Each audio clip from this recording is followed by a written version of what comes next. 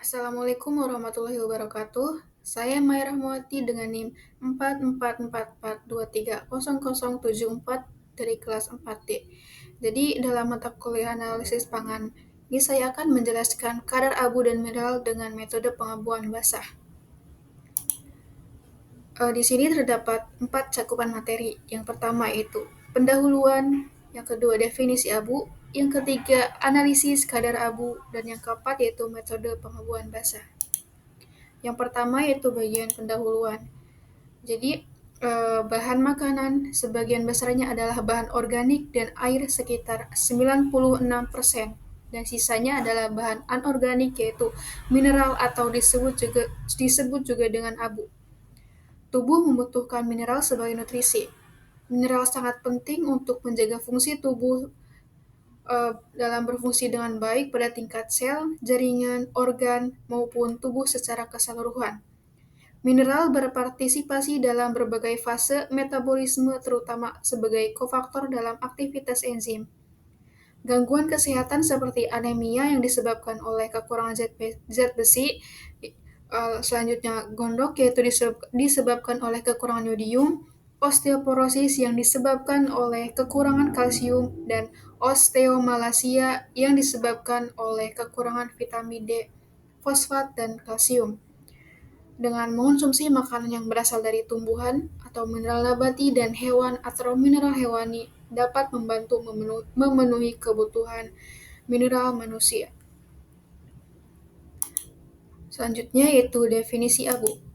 Jadi abu adalah residu organik yang berasal dari pengabuan atau dipanaskan di suhu lebih dari 450 derajat Celcius. Selain itu dapat juga dengan destruksi komponen-komponen organik dengan asam kuat. Residu organik tersebut terdapat mineral-mineral, komposisi dan jumlahnya berdasarkan jenis bahan pangan dan metode analisis yang digunakan. Selanjutnya yaitu analisis kadar abu. Jadi pada analisis kadar abu memiliki prinsip yaitu pada bahan pangan dengan ditimbang sisa mineral dari hasil pembakaran bahan organik dengan suhu 550 derajat Celcius. Adapun tujuan dari analisis kadar abu ini ada 4 ya. Yang pertama adalah diketahuinya kandungan mineral dalam bahan uji. Kedua, menentukan baik atau tidaknya suatu proses pengolahan. Ketiga, dapat diketahui jenis bahan yang digunakan. Dan yang keempat yaitu memperkirakan kandungan bahan utama yang digunakan pada pengolahan pangan untuk parameter nilai gizi pangan.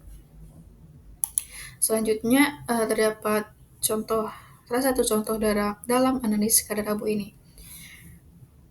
Jadi pada industri pangan misalnya pengolahan tepung terigu, penentuan kadar abu sangat penting untuk mengetahui baik tidaknya hasil produk tepung terigu dan kualitas pangan lainnya. Kadar abu total adalah analisis proksimat yang digunakan untuk mengetahui nilai gizi dan jumlah mineral yang bersifat toksik dalam suatu bahan pangan. Adapun tujuan dari pengukuran kadar abu pada tepung terigu yaitu untuk mengetahui banyaknya kandungan mineral pada tepung terigu. Kadar abu yang lebih tinggi menunjukkan bahwa kualitas tepung terigu lebih buruk. Selanjutnya bagian keempat yaitu metode pengabuan basah. Jadi dalam analisis kadar abu ini digunakan metode pengabuan basah. Dalam analisis kadar abu terdapat 2 metode, yaitu yang pertama metode pengabuan kering dan yang kedua metode pengabuan basah.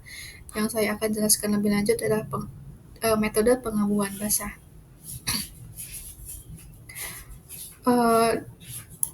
Jadi prinsip dari metode pengabuan basah yaitu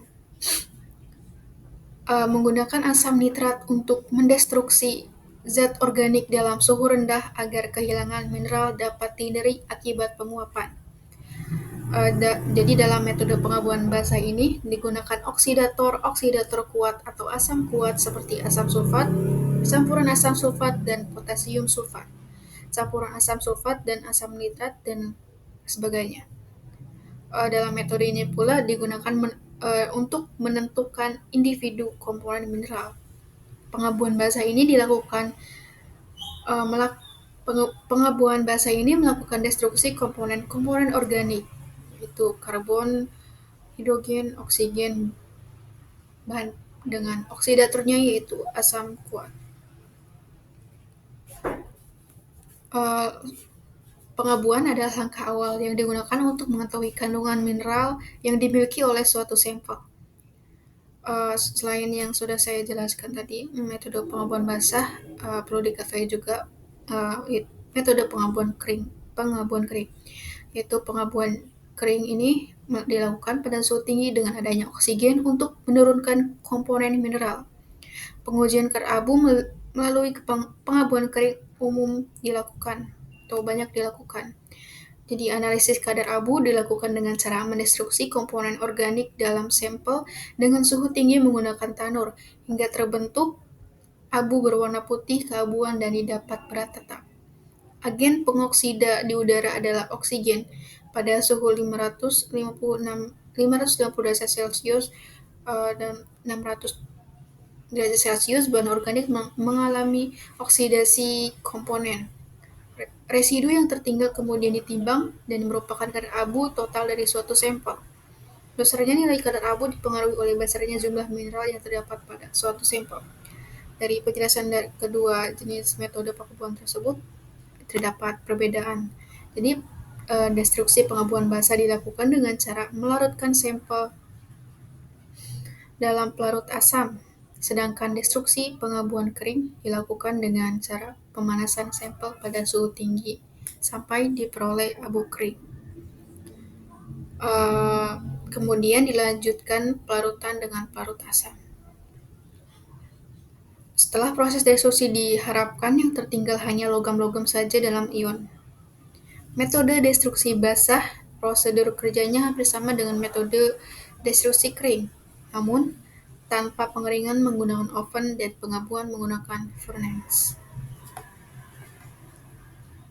Selanjutnya terdapat kelebihan dari metode pengabuan basah, yaitu suhu yang digunakan tidak dapat melebihi titik didih larutan dan dibandingkan metode pengabuan kering. Karbon secara umum akan lebih cepat hancur. Selanjutnya itu terdapat prosedur atau langkah-langkah dari metode pengabuan basah ini. Yang pertama itu sampel ditimbang masing-masing 1 gram. Kedua, dimasukkan ke cawan porselen dan dipindahkan ke ruang masak. Yang ketiga itu dicampurkan 12 mili asam oksida, asam nitrat, dan asam perklorik dengan perbandingan itu 4:1. Tambahkan dan dipanaskan dalam suhu 130 derajat Celcius sampai asap putih menghilang. Yang terakhir yaitu sampel didinginkan, disaring dan ditempatkan hingga tanda dalam labu ukur 50 mili dengan air deionisasi. Jadi dalam prosedur ini terdapat reagen. Nah, apa sih tujuan dari reagen tersebut? Jadi yang pertama itu asam nitrat. Jadi asam nitrat yang banyak digunakan untuk mempercepat proses destruksi dan merupakan oksidator yang kuat sehingga dengan penambahan oksidator ini dapat menurunkan suhu destruksi. Dengan demikian, komponen yang dapat menguap atau terdekomposisi pada suhu tinggi dapat dipertahankan dalam abu, yang berarti penentuan kadar abu lebih baik.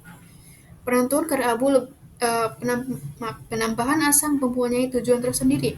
Pada metode destruksi dengan penambahan asam nitrat ini sebagai pengoksidasi karena asam nitrat merupakan pelarut logam yang baik. Pb atau tembaga dapat teroksidasi oleh asam nitrat sehingga menjadi larut. Asam nitrat dikombinasikan dengan asam klorida atau HCl sebagai campuran asam untuk mendestruksi, di mana HCl bertindak sebagai oksidator, sehingga dapat mengubah logam menjadi senyawa logam klorida dan selanjutnya diubah menjadi kompleks anion yang stabil. Segitu saja penjelasan dari mengenai analisis kadar abu dan mel, metode pengabuan basah dari saya. Kurang lebihnya mohon maaf. Assalamualaikum warahmatullahi wabarakatuh.